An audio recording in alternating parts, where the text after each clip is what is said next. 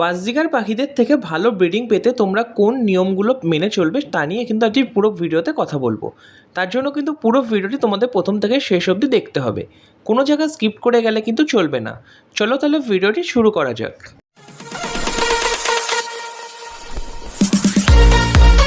প্রথমে তোমাদের যে কাজটা করতে হবে, এক জোড়া বাজরিগার পাখি বাড়িতে আনতে হবে।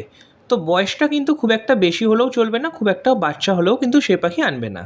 তো বয়সটা মোটামুটি দেখবে যে 4-5 মাস কি তার একটু বেশি হয়। আর পাখি কিন্তু সবসময় সেমি অ্যাডাল্ট বাড়িতে আনবে, অ্যাডাল্ট পাখি কিন্তু একদমই বাড়িতে আনবে না। আর যদিও বা আনো তো দেখবে সে পাখি যেন আগে কোনো জায়গায় ডিম বাচ্চা করে না, তো সেই পাখি কিন্তু বাড়িতে আনতে হয়।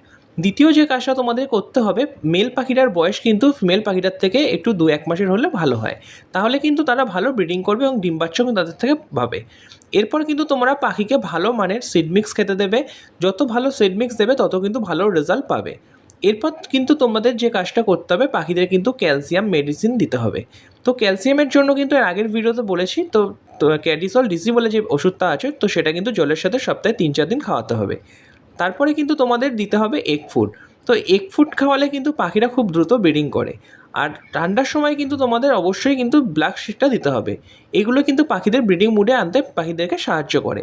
তারপর তোমাদের যে জিনিসটা করতে হবে সেটা হচ্ছে, পাখিকে অবশ্যই কিন্তু ক্যাটেল ফিশবোন খাঁচার মধ্যে দিয়ে রাখতে হবে। তো এটা কি করে, পাখিদের ডিম দেওয়ার আগে পাখিরা কিন্তু এটা খেয়ে ক্যালসিয়ামের শরীরে চাহিদা মেটায়। এরপর কিন্তু তোমাদের দিতে হবে শাক পাতা।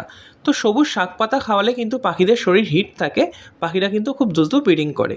তো শাক পাতার মধ্যে কী কী খাওয়াবে, কলমি শাক দিতে পারো, শীতকাল পড়লে তোমরা পালং শাক ইউজ করতে পারো, আর তুলসী পাতা কিন্তু তোমরা এভরিডে দিতে পারো। তুলসী পাতা খাওয়ালে কিন্তু পাখিদের শরীর হিট হয়, এতে কিন্তু তারা খুব ভালো ব্রিডিং করে।